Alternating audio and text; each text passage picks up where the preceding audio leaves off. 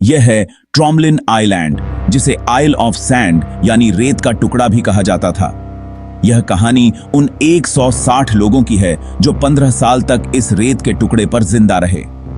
1761 में 160 लोगों को, जिन्हें कैदी बनाया गया था, इस छोटे से रेत के टापू पर बिना किसी साजो सामान और खाने पीने की चीजों के छोड़ दिया गया था।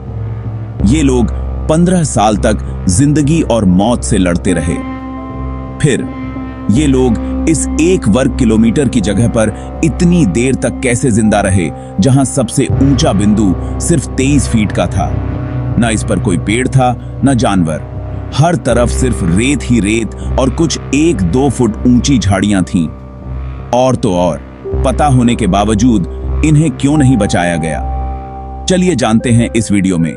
जुलाई 31, 1761 की रात को जॉन डेलाफार्क बार बार 2 नक्शों को देख रहा था।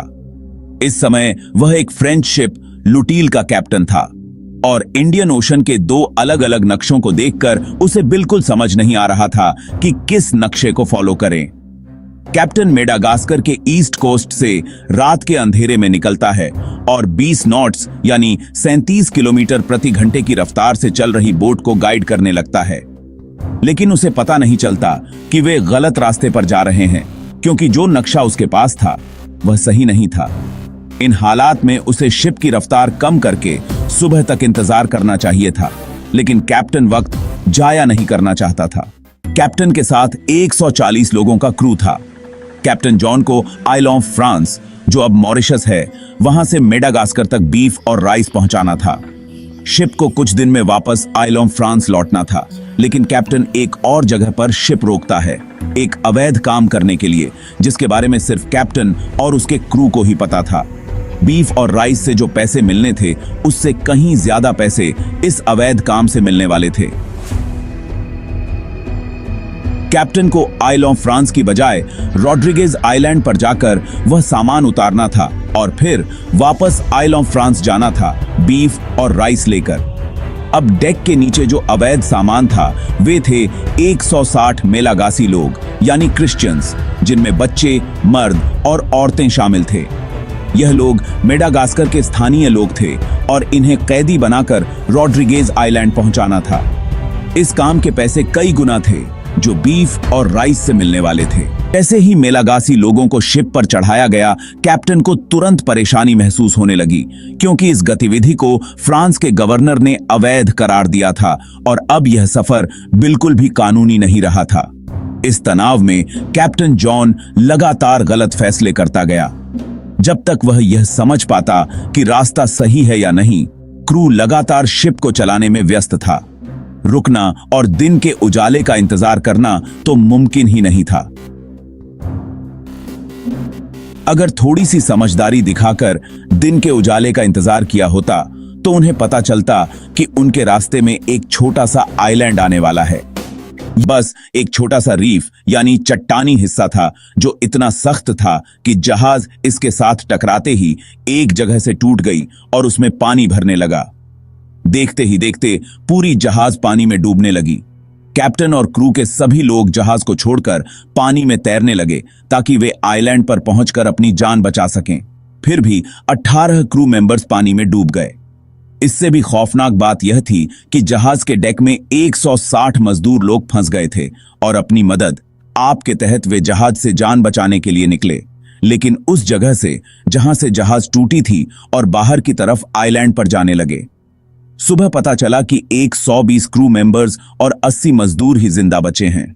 बदकिस्मती से इस वक्त वे आइल ऑफ सैंड पर फंस चुके थे और यह देखकर उनकी हलक सूखने लगी कि यह एक छोटा सा रेत का टुकड़ा है, जो 1 वर्ग किलोमीटर के आकार से भी छोटा है और एक तरफ से खड़े होकर दूसरी तरफ सिर्फ पानी ही दिख रहा था। इस पर सबसे ऊंचा बिंदु सिर्फ 23 फीट का था, जिस पर खड़े होकर दूर तक कुछ नजर नहीं आ रहा था। आइल ऑफ सैंड दुनिया की सबसे गंदी जगह थी फंस जाने वालों के लिए। फ्रांस ने इस जजीरे को 1720 में डिस्कवर किया था। यह 300 mile north west of Reunion island और 280 मील ईस्ट ऑफ मेडागास्कर में स्थित है, यानी यह इंडियन ओशन में है। यह आइलैंड पहले एक ज्वालामुखी था जो लाखों सालों तक सक्रिय रहा और बाद में पानी के स्तर बढ़ने के साथ यह नीचे होता गया। आइलैंड ऑफ सैंड पर अगर कुछ था तो वह था सिर्फ रेत और कुछ जगहों पर छोटी सी घास। इसके अलावा कुछ भी नहीं था। न कोई दरख्त, न जानवर, न परिंदा। आसपास पानी में मछलियां मौजूद थीं, लेकिन रीफ की वजह से मछली पकड़ना भी उतना ही मुश्किल था। इस आइलैंड की एक अच्छी बात यह थी कि इस पर कुछ समुद्री पक्षी नजर आ रहे थे और कुछ कछुए भी। यह आइलैंड भूमध्य रेखा के दक्षिण में था, जिसकी वजह से यहाँ बहुत गर्मी रहती थी। ऊपर से ना कोई दरख्त था और ना कोई साया देने वाली जगह, जिसकी वजह से पूरे साल आइलैंड पर तापमान बहुत ज्यादा रहता था। सिर्फ जुलाई और अगस्त के 2 महीनों में तापमान थोड़ा सा कम होता है, बाकी पूरे साल सूरज की गर्मी बरकरार रहती थी। इस आइलैंड का आकार और कोई सुविधा न होने के कारण यहां आराम करना नामुमकिन था। खतरनाक साइक्लोन और ट्रॉपिकल स्टॉर्म की वजह से बारिश रुकने का नाम नहीं लेती थी। सबसे बड़ा मसला पीने का साफ पानी था, क्योंकि समुद्र का पानी पीने लायक नहीं था। आइलैंड पर पहुंचते ही कैप्टन जॉन जैसे पागल सा होने लगा, जिसकी सबसे बड़ी वजह थी मजदूरों को गैर कानूनी तरीके से ट्रांसपोर्ट करना। कुछ मजदूरों से तो वह पीछा छुड़ा चुका था, लेकिन कई उसके साथ ही थे। अब इसको कोई पैसा भी नहीं मिलने वाला था और ऊपर से यह हरकत छुप भी नहीं सकती थी। कैप्टन के अजीब व्यवहार को देखकर लोगों ने उसे कमांड से हटा दिया और बाद में फर्स्ट लेफ्टिनेंट बार्थेलेमी कैस्टेलंडू ने कमांड संभाल ली।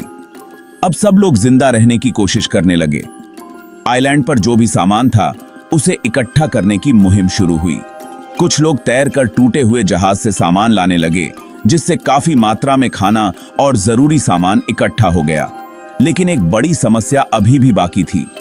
पीने का पानी कहां से आएगा, खासकर इतने सारे लोगों के लिए। क्रू ने हर चीज पर अपना नियंत्रण रखा और मेलागासी लोगों को कमतर मानते हुए उन्हें सबसे कम खाना दिया। इस वजह से 8 मेलागासी भूख से ही मर गए। उनके मरने के बाद नए कैप्टन ने इन पर ध्यान देना शुरू किया और एक कुआं खोदने का काम दिया ताकि पीने का पानी मिल सके। इसके बावजूद भी मेलागासी लोगों को क्रू द्वारा नजरअंदाज किया जाने लगा। उनसे सख्त मेहनत करवाई जाती, लेकिन खाने के लिए बहुत कम दिया जाता। यहां तक कि क्रू ने उन्हें अपने से अलग कर दिया और आइलैंड के दूसरे किनारे पर रहने को मजबूर कर दिया। बार्थेलेमी ने टूटी हुई शिप के मलबे से एक नई शिप बनाने का आदेश दिया, जिसमें मेलागासी लोगों से सबसे ज्यादा काम करवाया गया।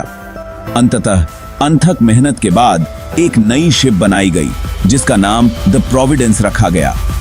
27 सितंबर को जब इन लोगों को फंसे हुए 2 महीने हो गए थे, ये आइलैंड से अपनी नई शिप पर निकल पड़े, लेकिन मेलागासी लोगों को वहीं छोड़ दिया गया, यह कहकर कि उन्हें रेस्क्यू करने के लिए एक शिप भेजी जाएगी।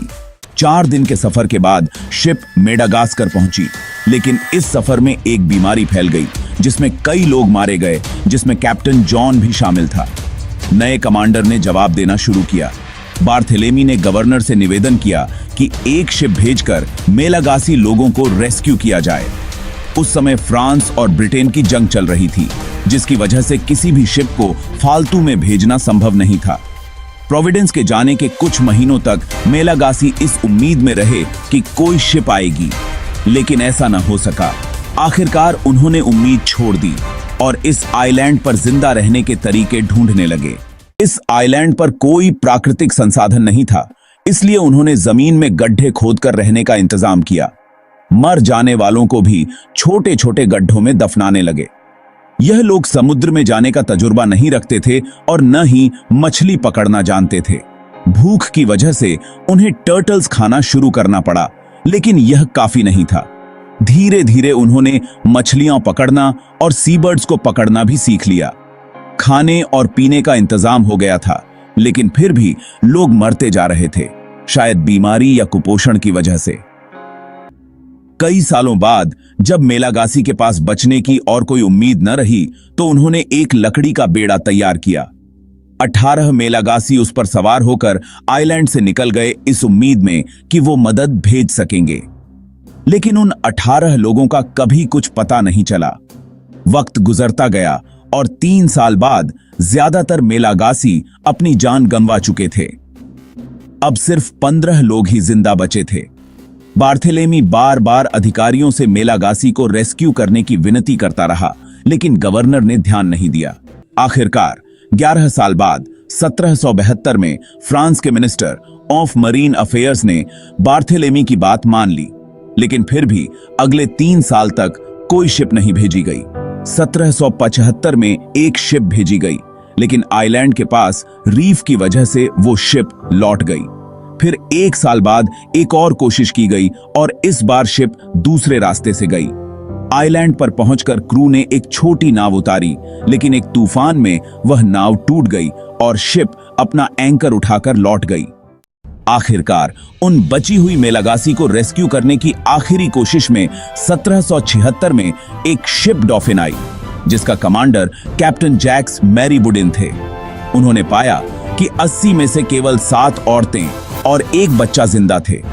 ये सभी पंखों से बने कपड़े पहने हुए थे। जैक्स ने इन सभी को रेस्क्यू कर लिया और इन्हें फ्रांस भेजा गया, जहां उन्हें स्वतंत्र घोषित किया गया और फ्रांस की नागरिकता भी दी गई। यही घटना ट्रॉमलिन आइलैंड की है, जो आज एक महत्वपूर्ण आर्कियोलॉजिकल साइट बन चुकी है।